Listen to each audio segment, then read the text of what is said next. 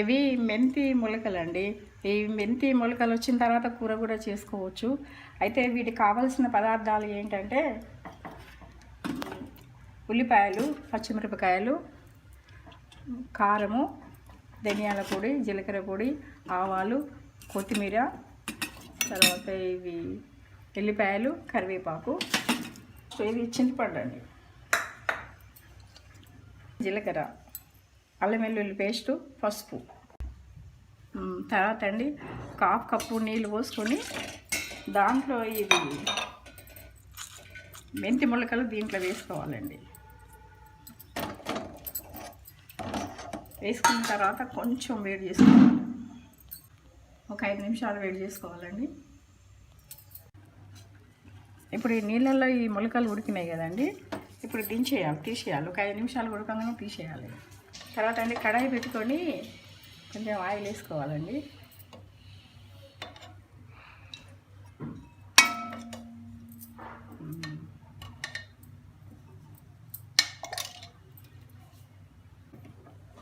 కొంచెం వేడైన తర్వాత కొన్ని ఆవాలు, తర్వాత అండి జీలకర్ర, పచ్చిమిర్చి, ఉల్లిపాయలు,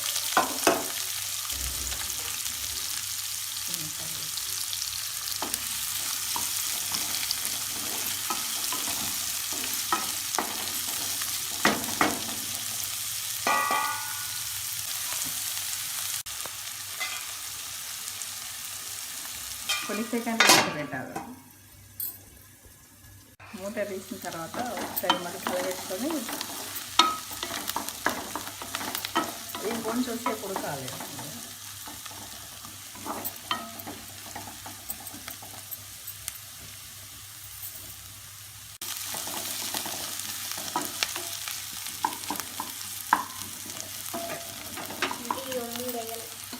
తర్వాత అల్లం పేస్ట్ వేసుకోవాలి.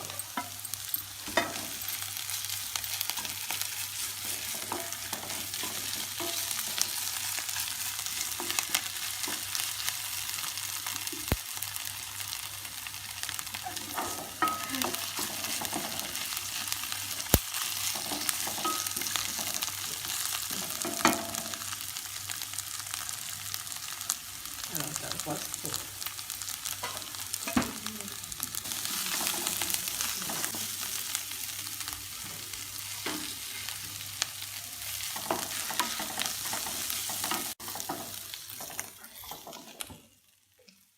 ఇది వేగిపోయిందండి. ఇప్పుడు దీంట్లో ఇవి మనం ఉడకబెట్టేసిన ముడకలు ఫ్రై చేసుకోవాలి.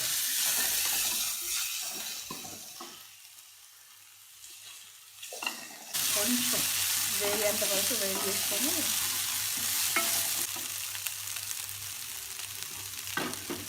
ఇందులోనే సాల్ట్ వేసుకొని కొంచెం కారం వేసుకోవాలండి.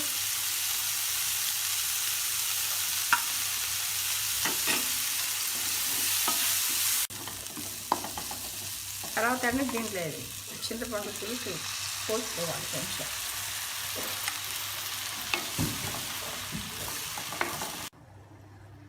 అంటే దీంట్లో కొంత వాటర్ యాడ్ చేసుకోవాలండి. ఒక 5 నిమిషాలు ఉడికిన తర్వాత మిగతా వేసుకోవాలన్నమాట.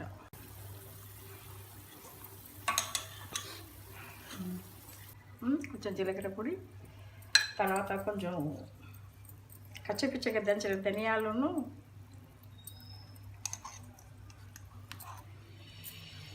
ఎల్లిపాయల పొడి అండి,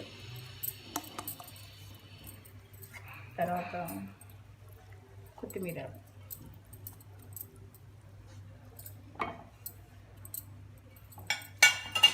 అయిపోయిందండి. అన్నీ వేసినట్టు ఇక దీంట్లో కొంచెం బెల్లం కూడా వేసుకోవాలండి.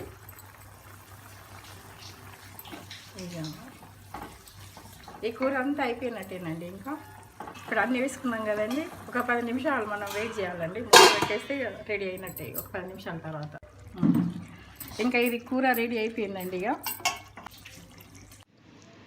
ఇంకా అండి ఈ మెంతి మొలకలు ఆరోగ్యానికి చాలా మేలు చేస్తాయి. షుగరు కంట్రోల్ ఉండాలనుకునేవారు తప్పకుండా తినాలి. కడుపులో మంట, గ్యాసు తగ్గిపోతుంది కూడా. ఇంకా ఇది అయిపోయిందండి. ఇదిగా చాలా టేస్ట్గా ఉంటుందండి. స్మెల్ కూడా బాగా వస్తుంది కదా. ఒకసారి మీరు అందరు ట్రై చేసి చూడండి, మీకే అర్థమవుతుంది. ఓకే అండి.